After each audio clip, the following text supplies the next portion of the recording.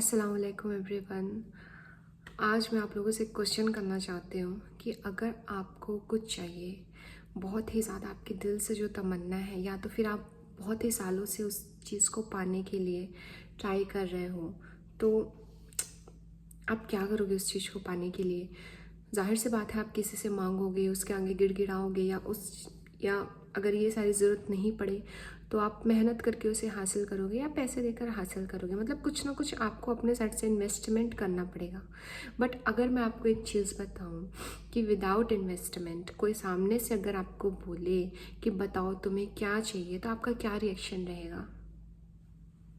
और जो आपसे क्वेश्चन कर रहा है कि तुमको क्या चाहिए, तो आप क्या उम्मीद कर सकते हो? कौन ऐसा क्वेश्चन कर सकता है? आपकी जो सोचने की जो क्षमता है कि अगर कोई छोटा इंसान अगर आपको बोले कि मैं तुम्हें कुछ दूंगा, तो आप उससे छोटी मोटी उम्मीद कर सकते हो। कोई बड़ा मालदार आदमी अगर आपसे बोले कि मैं तुम्हें कल ये दूंगा, बट बताएगा नहीं, तो आप उससे ज़्यादा उम्मीद करोगे कि हाँ, ये बड़ा आदमी है, मुझे ज़्यादा ही देगा। बट जो इस सारे कायनात को बना चुका है, जिसने नदियाँ, सूरज, चांद, सितारे, हम सबको जिसने बनाया है, अगर वो आपसे बोले कि तुम्हें क्या चाहिए, तो आप क्या उम्मीद करोगे? आपको लगता नहीं कि आपको 100% गारंटी है कि आप जो मांग रहे हो उससे मिलेगा? डेफिनेट नहीं मिलेगा। यही मैं बता रही हूँ आपको। अल्लाह सुब्हानहू व तआला हर रात, every night, third part of the night, Allah सुब्हानहू व तआला आसमान के आखिरी अर्श पर आता है और अपने बंदों से पूछता है, कौन है जो मुझसे बख्शिश की तलब करे? कौन है जो इतने गुनाह कर बैठा है, मैं उसे माफ़ करूं?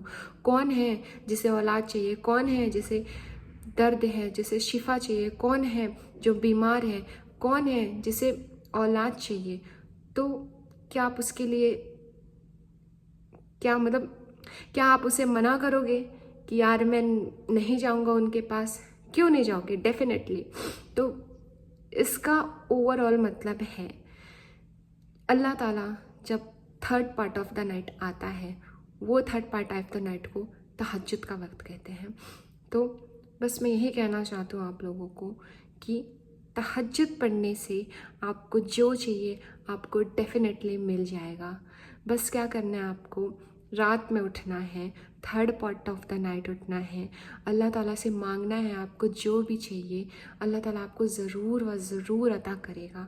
और इसका मेन पॉइंट ये है ना कि आप कितने शांति से मांग रहे हो अल्लाह ताला से। ना तो कोई देखने वाला है, ना तो कोई सुनने वाला है, ना तो कोई जानने वाला है। आपकी कितनी सारी ऐसी कमज़ोरियाँ होंगी, कितनी सारी आपकी ऐसी दिक्कतें होंगी, कितनी सारी प्रॉब्लम होंगी जो आप सरेआम लोगों को नहीं बता सकते। सबके पास ऐसी प्रॉब्लम होती है। किसी को कोई ऐसी बीमारी होती है जो सामने वाले को नहीं बता सकता। किसी की कोई ऐसी पर्सनल लाइफ होती है जो वो सबको नहीं बयान कर सकता। सबके ऊपर इंसान, जाहिर सी बात है, भरोसा नहीं करेगा। बट वही चीज़ अगर आप सिर्फ और सिर्फ अल्लाह ताला को आप शेयर करो और उससे उम्मीद करो कि वो आपको प्रॉब्लम सॉल्व करे, तो वो क्यों नहीं करेगा? तो यही वक्त है एक तहज्जुद का, third part of the night का। आप उठो, अल्लाह ताला से मांगो, या अल्लाह ताला मुझे ये चाहिए, तो अल्लाह ताला आपको ज़रूर और ज़रूर वो चीज़ अता करेगा। And yes, I am talking about my experience life, that मुझे आदत सी हो गई थी तहज्जुद पढ़ने की। तो अगर कुछ भी चीज़ मुझे मिलती है ना, मैं ज़रूर उसके पीछे मेरे तहज्जुद का हाथ रहता है। जो भी चीज़ मुझे चाहिए, whether it's any type of success और एनीथिंग एल्स, उसके कुछ दिन पहले मुझे याद भी नहीं रहता कि मैंने कब तहज्जुद पढ़ी थी, कब मैंने दुआ मांगी थी, और सच में ये दुआ कबूल हो गई। और आप मानेंगे नहीं, अगर आप स्केल में बता दूँ, अगर 10 आउट ऑफ 10 आपने अल्लाह ताला से 2 मांगा है ना, अल्लाह ताला आपको 10 आउट ऑफ 10 देगा। और आप उस चीज़ पे भरोसा भी नहीं करोगे कि क्या सच में मैंने ये चीज़ मांगा था अल्लाह ताला से और अल्लाह ताला ने मुझे ये दे दिया है। So this is very powerful namaz of tahajjud, you should have to try.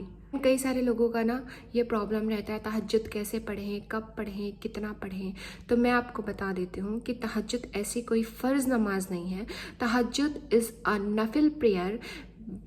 सो आपका जितना मन चाहे आप उतना पढ़ सकते हो। हमारे नबी रसूल सल्लल्लाहु अलैहि वसल्लम सारी रात खड़े होकर अल्लाह ताला के लिए तहज्जुद पढ़ते थे। कई सारे बयानों में तो ये कहा गया है कि उनके पैर फूल जाते थे सिर्फ रात भर क़याम करने से रातों में। तो आप रात में जितना भी चाहो आप क़याम कर सकते हो, रात में आप तहज्जुद पढ़ सकते हो। जितनी रकत आपको 2, 4, 8 आपको जितनी रकत आप चाहो आप उतना पढ़ सकते हो। एंड इसका मैं टाइम आपको बता देती हूँ, जो सब लोग पूछते हैं। तो टाइम है तहज्जुद का वो फजर से पहले का है। मीन्स कहने के मतलब में ही समझ में आता है।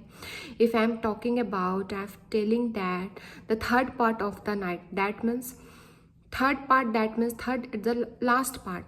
एंड फजर में सुबह हो जाती है, तो सुबह के आधे 1 घंटे पहले मैं सिंपल वर्ड में बताती हूँ, आपको उठना है सहरी के वक्त। जब भी हम रोज़ा रखते हैं, सहरी के जो वक्त होता है उसी सहरी के टाइम को, या उससे थोड़ा 15-20 मिनट, 5-10 मिनट आप कह सकते हैं, उसके पहले का टाइम या उस टाइम को ही तहज्जुद का वक्त कहते हैं। आप उस टाइम पे उठकर नमाज पढ़ सकते हैं, आपका जितना दिल करे। एंड इसमें फ़ायदा क्या है ना कि आपको ज़्यादा रात तक जगना भी नहीं पड़ेगा। एंड आप फजर भी आप टाइम पे पढ़ सकते हो। नफिल तो हो ही रही है आपकी, फ़र्ज़ भी साथ साथ हो रही है।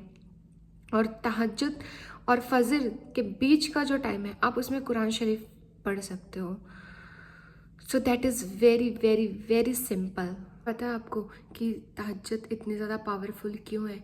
क्योंकि अल्लाह ताला को पता है कि बंदा जब सारी दुनिया सो रही है तब अकेला बंदा रात में उठता है, अपने नरम नरम बिस्तर को छोड़ कर, त्याग कर, ठंडे पानी से वज़ू करके जब उसके लिए खड़े होता है, तो आप सबको पता है कि अल्लाह ताला सबसे ज़्यादा करीब जो है इंसान के सजदे की हालत में होता है। और उसी सजदे की हालत में अगर तहज्जुद का वक्त हो, अल्लाह ताला खुद अर्श पर आए और बोले, तो क्या इम्पोर्टेंस है आप खुद समझ सकते हो। तो क्या अल्लाह ताला उसकी दुआ कबूल नहीं करेगा? डेफिनेटली करेगा। द मोस्ट इम्पॉर्टेंट थिंग कि तहज्जुद के जो दीनी फ़ायदे तो हैं ही इतने सारे, बहुत ज़्यादा फ़ायदे हैं, एक वीडियो में बताना मुमकिन मेरे लिए नहीं है। मैं नेक्स्ट वीडियो में ज़रूर इसको एक्सप्लेन करूँगी। बट जो दुनियावी फ़ायदे हैं कुछ, वो मैं बता देती हूँ। दुनियावी फ़ायदों में सबसे पहला फ़ायदा ये है कि आपका जो चेहरा है वो रोशन हो जाता है। आप ऐसा नहीं आप रात में उठ रहे हो आपके डार्क सर्कल आएंगे, नेवर। आप जिस दिन तहज्जुद पढ़ोगे, फजर पढ़ोगे, सुबह आप अपना फेस देखना एंड मुझे डिफरेंस ज़रूर बताना कि क्या डिफरेंस है आपका। एंड द सेकेंड पार्ट, तहज्जुद में जो इंसान उठता है, वज़ू करता है रात में, उसकी जो जिस्मानी जो उसको तकलीफ़ है, जो बीमारी है, वो उसकी बीमारी ख़त्म हो जाती है। ये this is a very scientific reason. तहज्जुद से ना इंसान दुनियावी ज़िंदगी में टाइम का पाबंद हो जाता है, पंक्चुअलिटी ऑफ टाइम उसकी करेक्ट हो जाती है।